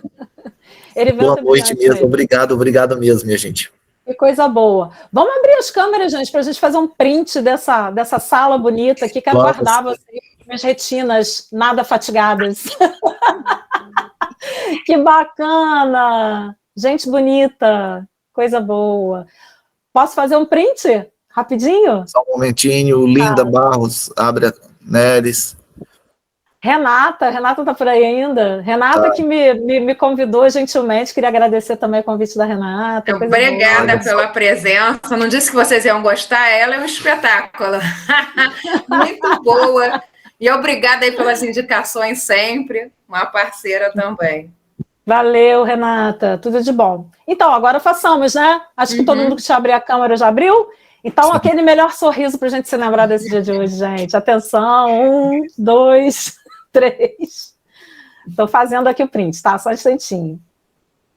Ah, maravilha! Ficou ótimo. Vou mandar pro Dino e aí ele dispara para vocês. Tá bom. Tá bom?